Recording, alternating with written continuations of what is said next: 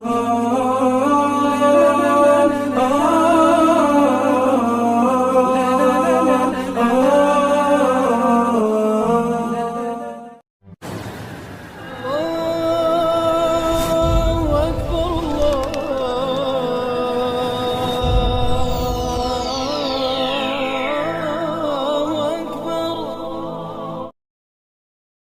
makin ditekan, makin yakin sama Allah. Makin banyak masalah, makin yakin sama Allah. Makin berserah kepada Allah. Kok bisa kayak gitu? Ada orang yang ketika makin banyak masalah, makin ragu sama Allah. Ini Allah maunya apa sih? Gitu kan? Ketika makin banyak masalah, makin kayak mempertanyakan takdir dan ketentuan Allah. Kenapa kok saya yang ngalamin ini? Kenapa saya dari dulu gak selesai-selesai masalahnya? Kenapa justru setelah saya berhijrah malah banyak masalah? Kenapa para sahabat sebaliknya? Makin dikasih ujian, makin wa ma zadahum illa imanan wa taslima. Gak bertambah kecuali iman dan kepasrahan. Jadi dikasih ujian malah makin yakin sama Allah, bukan makin ragu. Misalnya dia ganti nih model transaksi dagangnya, bisnisnya. Yang tadi mungkin syubhat atau haram, sekarang dia pakai model transaksi bisnis yang halal aja deh, yang aman-aman aja. Gara-gara transaksi yang halal malah banyak masalah. Masih mending kalau masalahnya cuman berkurang income-nya. Ini malah ditipu orang lah, rugi segala macam. Mulai mempertanyakan, nih bener nggak ya saya ngambil jalan yang syariat segala macam, kok malah makin susah nih kelihatannya. Kenapa kita ketika diuji malah jadi ragu sama Allah? Kenapa saya katanya kalau misalnya saya jujur, saya akan dapat kebaikan. Ini gara-gara jujur malah gak lulus. Ya mungkin gak belajar tapi jujur. Yang satu lagi yang gak jujur malah nilainya bagus mungkin. Misalnya gak belajar tapi dia dusta. Kenapa para sahabat ketika diuji malah makin yakin sama Allah? Malah makin pasrah kepada Allah. Karena mereka pegang janji Allah. Itu salah satu tipsnya. Kalau kita pengen tetap woles pas menghadapi kesulitan, pegang janji Allah. Makin kita kuat pegang janji Allah, diuji, kita makin pasrah sama Allah. Ya Allah, saya akan yakin sama Engkau memegang janjimu. Ketika diuji, saya berharapnya balasan dari Allah, pertolongan dari Allah.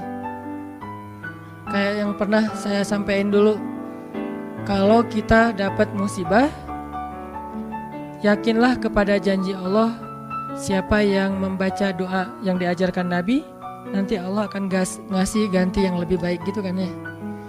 Allahumma ajurni fi musibati wa khluf li khairam minha. Ya Allah, beri saya pahala dalam musibah ini, beri saya ganti yang lebih baik darinya. Kalau kita pegang banget dengan janji Allah lewat doa ini, kita ketika dapat musibah setidaknya gak akan panik habis-habisan, gak akan putus asa dalam menunggu pertolongan Allah. Setidaknya kalau nggak bisa woles-woles amat, nggak bisa tenang-tenang amat, minimal nggak panik habis berlebihan. Kalau musibahnya musibah kematian, nggak bikin kita meratapi kematian. Kenapa? Kita pegang janji Allah SWT. Makanya kan ada cerita seorang ayah yang diberi musibah dengan wafat 2 orang anaknya. Anak laki-laki pertama meninggal. Dia bilang innalillahi wa inna ilaihi rajiun. Anak laki-laki kedua meninggal, dia bilang innalillahi wa inna ilaihi rajiun. Semua ini milik Allah. Allah yang memberi, Allah juga yang mengambil kembali. Suka-suka Allah, pasrah gitu. Nerima, ridho dalam bahasa agama. Bukan ikhlas ya. Kalau ikhlas itu dalam bab ibadah. Kalau dalam bab takdir namanya ridho. Raditu billahi robba. Saya ridho deh dengan ketentuan Allah, itu namanya ridho. Bukan yang ikhlas ya. Ikhlas apaan? Orang gak lagi ibadah kan, lagi ada musibah. Jadi bukan yang ikhlas ya, bukan, tapi yang ridho ya. Kalau mau lebih tepat nih, tapi gak apa-apa deh pakai bahasa kita aja. Tapi kalau mau lebih tepat maknanya yang ridho ya, sing ridho ya gitu, bukan sing ikhlas. Karena ikhlas itu ibadah ritual. Nah, dia ridho tuh. Innalillahi wa inna ilaihi rajiun. Innalillahi wa inna ilaihi rajiun. Yang ketiga meninggal juga. Dan dia mulai agak ragu nih, kok gini-gini amat ya.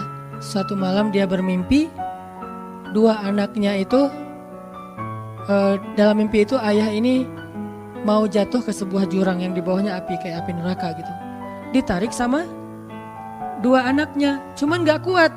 Kata mereka, seandainya adik ada di sini pasti bisa narik nih, bisa nyelamatin ayah. Kalau adik ada di situ, kenapa cuma dua yang nolong? Karena dua itu yang dia ridho, yang satu lagi gak ridho. Akhirnya cuma dua orang yang bisa nolong dia di akhirat. Bangun dari mimpi dia sadar, oh ternyata justru Allah pengen nolong dia di akhirat dengan musibah itu. Dan buat anaknya juga kebaikan nanti di akhirat masuk surga. Akhirnya dia bilang innalillah wa inna ilaihi rajiun, astaghfirullahalazim. Hidup kadang kayak gitu.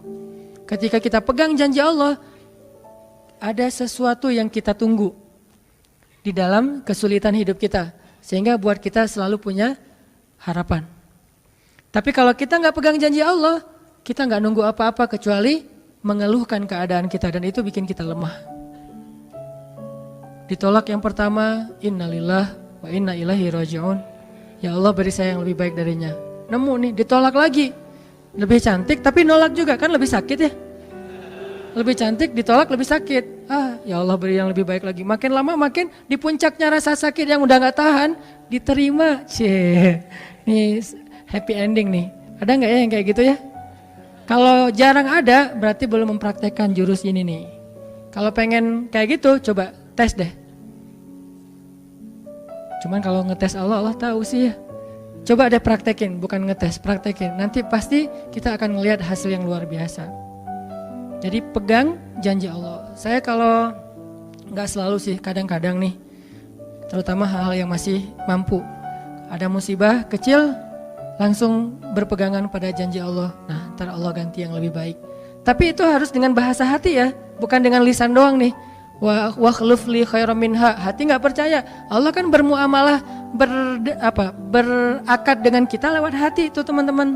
Allah nggak berakad dengan kita lewat lisan doang. Makanya niat itu kan sesuatu yang terbersih di dalam hati. Walaupun dalam prakteknya ada mazhab yang mengucapkan, ada mazhab yang tidak mengucapkan. Yang jelas secara definisinya terbersih di dalam hati. Innamal a'malu binniyat. Terus Nabi menunjukkan dalam riwayat yang lain, Nabi menunjukkan ke dadanya atau hatinya. Artinya Allah berakad dengan kita itu dengan hati. Jadi kita kalau mau ditolong Allah, katakan kalimat itu dengan benar-benar yakin di hati kita. Wa khluf li khairam minha. Emang yakin saya Allah bisa ganti nih. Yakin. Gimana caranya? Itu bukan bagian kita, itu bagian Allah. Bagian kita berharap, bagian Allah memberikan cara. Jangan sampai kita mengambil bagian Allah. Pasti kita akan kebingungan. Orang kita bukan Tuhan. Mengambil bagian Allah apa? Harus jelas caranya. Kalau nggak jelas nggak percaya. Terlalu logis. Akhirnya nggak lagi ada ruang untuk kita berharap kepada sesuatu. Jangan mengambil bagian Allah. Gimana caranya? Ya terserah Allah. Yang penting saya berharap Allah ganti yang lebih baik. Ikhtiar urusan kewajiban kita kepada Allah. Bukan cara itu. Kewajiban kita kepada Allah. Ikhtiar itu dalam agama kayak ibadah, sholat, puasa, zakat. Bukan jalan untuk menemukan suatu kebaikan, karena Allah yang menentukan. Kadang-kadang kita ikhtiar ini jalannya dari yang lain. Kita ngejar, ternyata dapatnya justru yang kita sering pakai curhat. Kan beda-beda kan cara Allah ya. Kita ngejar, gak berhasil, curhat lagi ke teman kita di sebelah. Ternyata dia, bukan dia yang jadi sama dia, kita jadi sama dia gitu maksudnya. Ini artinya emang Allah yang punya cara, asbab, subul. Walladzina jahadu fina lanahdiyannahum subulana. Orang yang bersungguh-sungguh di jalan kami yang akan tunjukkan kepada cara-cara menuju kepada kebaikan. Subul bukan cuma satu. Kalau satu sabil, ini berarti Allah yang punya cara. Ya Allah, beri saya ganti yang lebih baik. Saya yakin banget nih. Kata teman kita, caranya gimana? Kayaknya mustahil deh. Allah punya cara. Allah bisa mendatangkan sesuatu dengan cara-cara yang kita mengerti, ilmiah, logis. Bisa yang dengan cara yang kita nggak ngerti, nggak ilmiah, nggak logis. Bisa juga dengan sebalik dari apa yang kita ngerti. Kita ngertinya gini, Allah bikin yang sebaliknya. Allah punya banyak cara. Contoh, Allah mendatangkan kita, melahirkan manusia itu dari pasangan ayah dan ibu. Ilmiah, logis, bisa dijelaskan secara keilmuan. Tapi Allah juga bisa mendatangkan seorang anak tanpa ayah seperti Isa dari rahimnya Siti Maryam yang suci. Atau bisa juga mendatangkan seekor onta bukan dari induknya tapi keluar dari batu seperti ontanya Nabi Solih.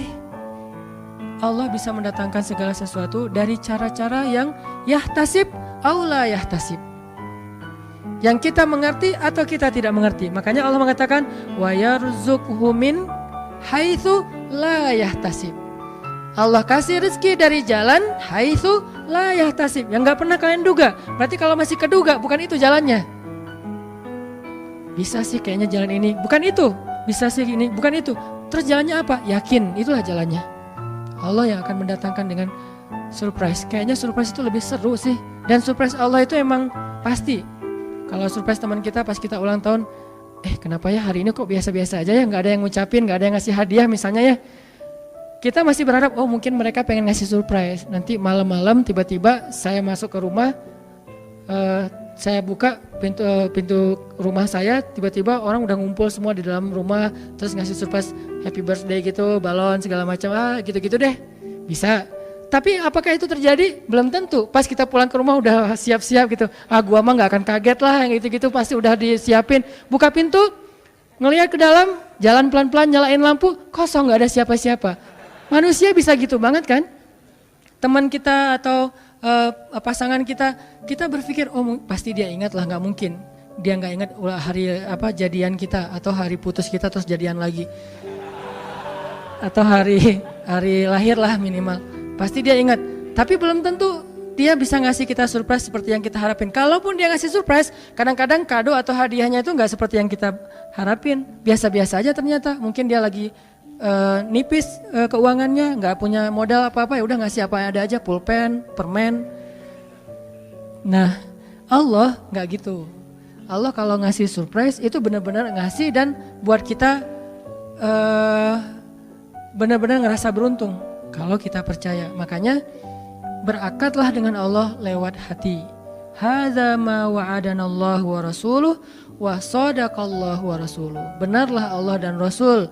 Hasbiyallah atau apapun ucapan-ucapan belief, termasuk wa khluf li khairam minha, beri saya ganti yang lebih baik darinya. Tapi kita berakad itu dengan hati. Allah tunjukin tuh. Ini yang bisa bikin kita sedikit lebih tenang atau banyak bisa dapat ketenangan kalau kita dalam kondisi yang sulit. Kalau diuji dalam hal-hal yang kayaknya mentok gitu. Mau kemana lagi nih? Mau gimana lagi nih? Mau apa lagi nih? Kan gitu kan? Udah gak tahu lagi mau gimana, mau kemana, mau apa, mau siapa lagi nih? Kayaknya semua yang di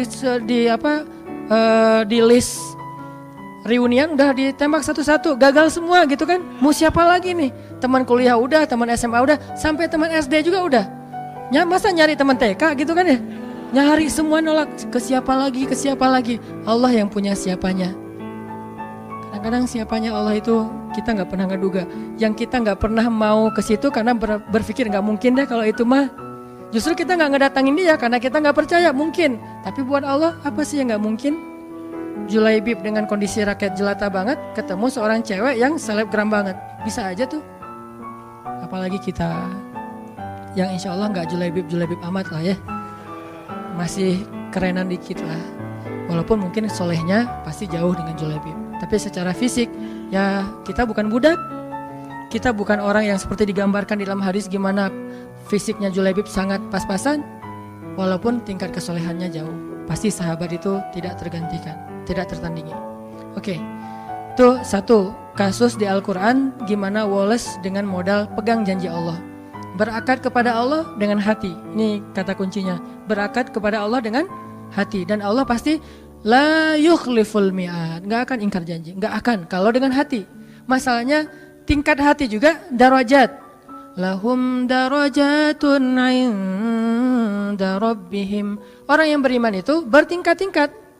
Ada yang imannya itu benar-benar luar biasa. Sampai hal yang paling mustahil buat dia tuh gak ada yang mustahil buat Allah. Ada yang berimannya yang berat-berat mah dia masih agak-agak ragu, yang ringan-ringan dia masih yakin. Berarti aku tergantung prasangka hambaku kepadaku.